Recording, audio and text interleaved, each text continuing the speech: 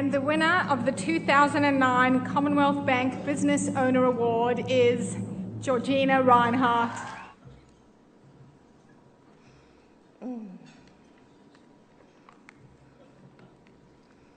Good evening, distinguished guests, friends, and special guests. Firstly, I would love to congratulate all the finalists. It's been an exciting experience getting to know the alumni of these awards and the finalists and learn more of their lives and their businesses. Whew. Very best wishes to each of you for your continuing achievements and successes, even though there are at times difficulties along the way. To be recognised by your own country is truly wonderful. Thank you very, very much.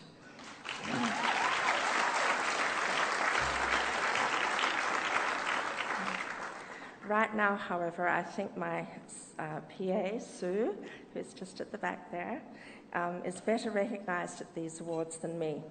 I am still hearing what a great speech she gave in Perth, so I have a hard act to follow. Please bear with me. It has been a long and unusual journey, a journey that is still continuing for the person you see before you here tonight. My upbringing was in the then remote Pilbara, before the iron ore industry in the northwest had commenced, when Port Hedland was little more than a small fishing town and very small port, and Cape Lambert and Dampier did not even exist, and nor did the great iron mines of the Pilbara that we know of today. To make a long-distance phone call, we had to firstly fuel our light aircraft by hand pump, and then take off for Australia's hottest town, Marble Bar, which was linked to a coaxial cable enabling long-distance phone calls.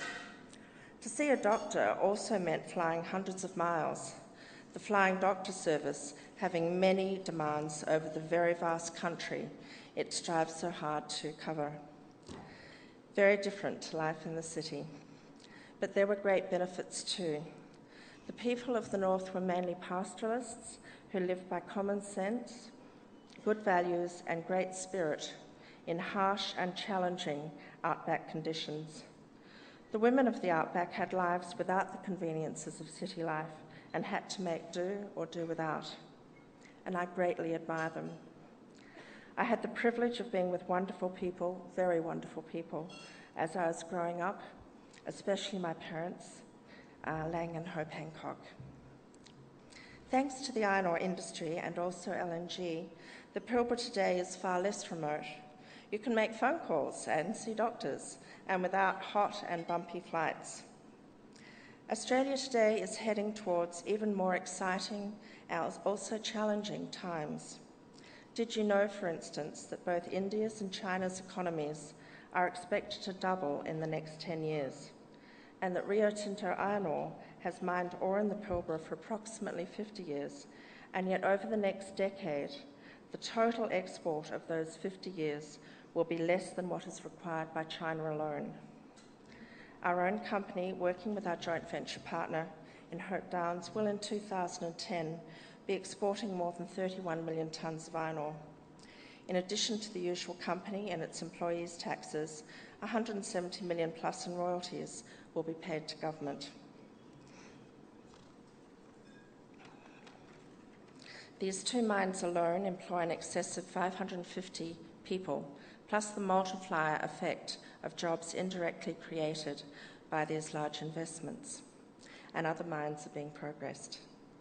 These projects will all be aligned to Asia's and India's requirements, as Australia is a part of this Asian and Indian zone, a zone at the edge of unprecedented economic growth.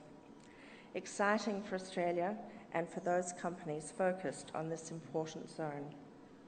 Another exciting development, which I have seen during the 3 decades I have been in business, is the increasing prominence of women in the business world, including recently at a forum I attended earlier this week in Perth, where there were many women delegates.